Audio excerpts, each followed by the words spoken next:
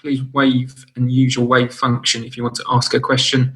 We'll then give you the ability to unmute to ask your question. We'll do it in 2 sections. We'll start with the broadcast, and that'll be Brian Swanson at Sky Sports News. Hi, Frank. You all right? Hi, got you, Brian. Yeah, good, thanks. I just want to kick off with the injury latest. What's happening with regards to Billy Gilmore? Billy Gilmore's had an operation on his knee this morning, unfortunately, so he'll be out for, we estimate, somewhere between 3 and 4 months, unfortunately. How do you react to that? How's he feeling? Well, I'm obviously very disappointed, as we all are here, and Billy is himself. I spoke with him yesterday at length, and just giving him support, really, and being there for him. He's a tough boy. It hits him hard. I get that as well, particularly as a younger player, and he's just made a breakthrough in recent times, and was doing so well. But it is part of football, and I tried to explain to him he should be very pleased with what he's done, the impact he's had this season anyway. Part of our job as players to get on with these things. He'll learn that lesson quickly.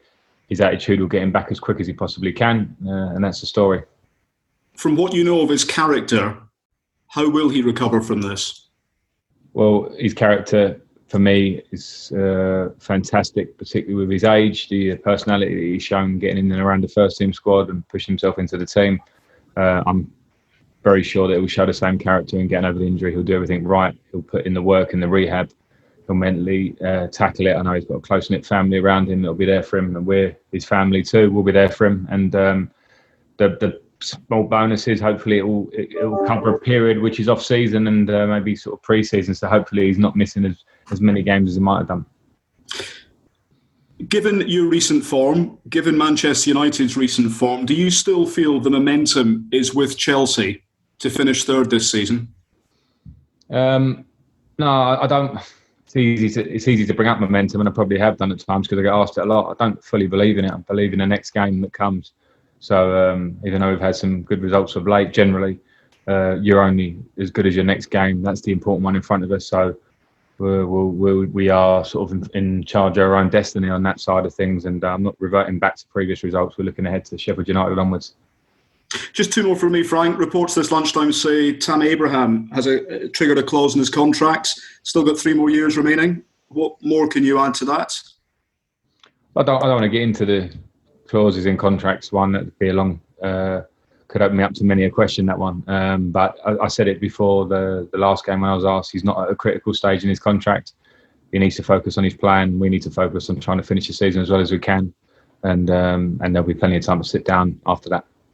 Finally, from me, Frank, we reported earlier this week on Sky that Chelsea were favourites to sign Kai Havertz, but there was an issue with regards to the asking price. Given your investment so far, how likely is this deal from happening? Unfortunately, another answer from me of that is not something that I want to broach at this moment in time. My focus is completely on the games that we've got. So I don't want to give you ifs or buts or maybes on any potential for the summer. My focus has to be on the here and now, and that's where we're all at. Thanks, Frank. Appreciate it. Thank you. Go to Moose at TalkSport.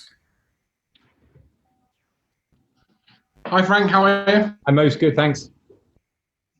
In charge of your own destiny. So basically, if you win the last 4 games, that's you in the top 4, which would have been your objective on day one of the season, despite those who probably, when you thought you walked in without being able to spend money in the transfer window, without Eden Hazard, some thought you wouldn't have been able to manage.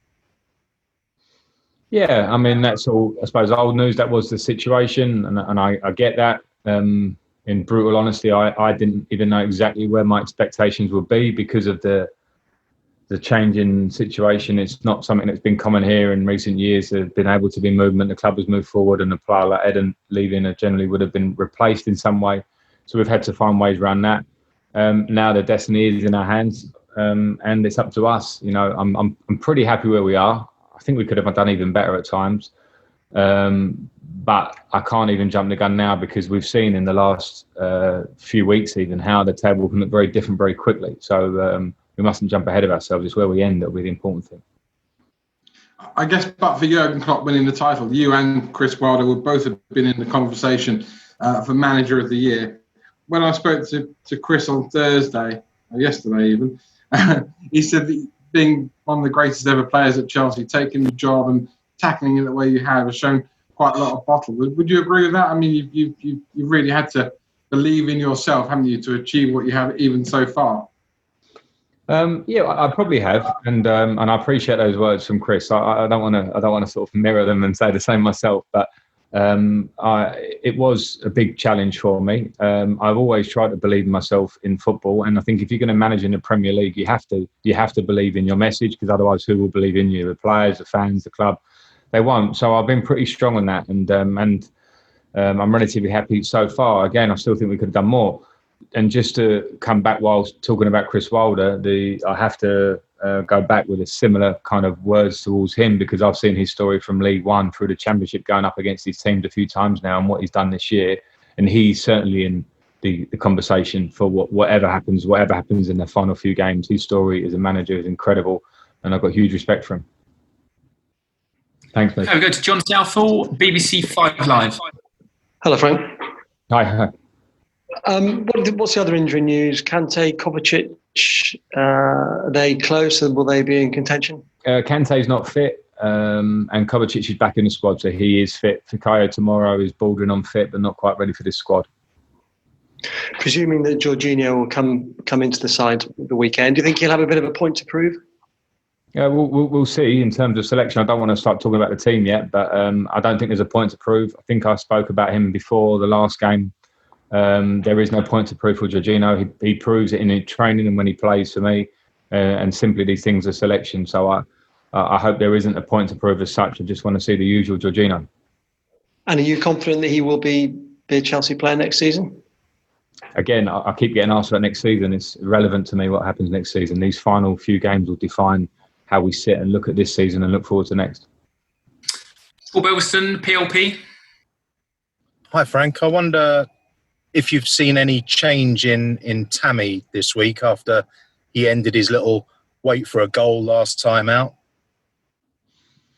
I haven't seen much, and that's not to say that there may not have been a change, because Tammy, in his personality, is a very positive lad and trains well, is good around the group, and that hasn't changed. But I know that beyond that, sometimes there are feelings beyond that for a player, particularly a goal scorer, if they're having a tough time in front of goal.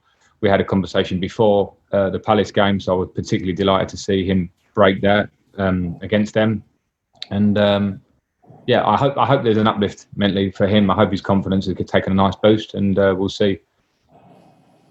As far as the season in general for him, only Didier Drogba, Nicolas Anelka have scored more away goals in a Premier League season for Chelsea than his 9 so far in this campaign. Do you expect him to join that sort of illustrious company in more categories as his career keeps going on?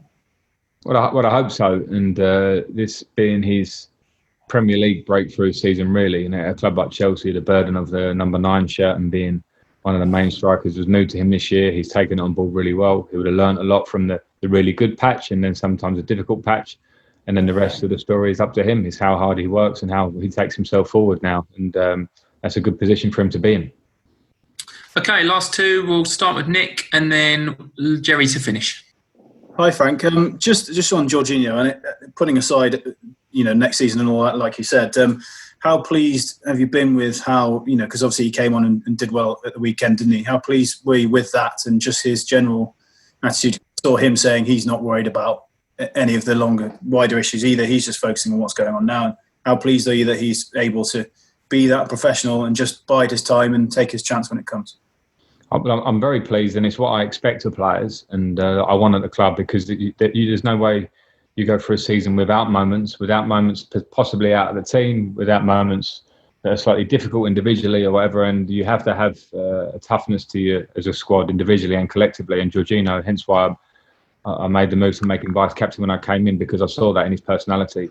I thought we did well when he came on the other day. It was exactly what I wanted from him at that moment in the game, to take control, to drive it with his voice and his quality of pass, which he's done for a huge part of this season for us as well. So, yeah, I was very pleased with him. Last question in the broadcast, Jerry Cox. Hi, Frank. N'Golo Kante's had more injuries this year than previous years. Is this something that's a little concern, not just this season, but for looking into next season? Will you have to manage him slightly differently, do you think? I would probably tackle it differently, Joe, and we'll see how we are pre-season. The big issue this year was he came to pre-season injured and missed a massive part of pre-season. We tried to get him quickly fit for the Super Cup, in which he was incredible in his performance, but he was still struggling, and that's just been a real domino effect for him. So it's time to maybe take stock at this period. The injury he's got now is not really related to that serious nature of the knee injury that he had coming into this season. It's a small injury, which I think is probably more down to the games played and the lack of pre-season now. I'm happy to look at managing a player like him with the levels he's reached over recent years in his career, and where he's at. I'm very happy to manage him as we see fit. So that will be a very open conversation between myself and Golo and our strength and conditioning coach and medical team. Okay, that's the end of the broadcast section.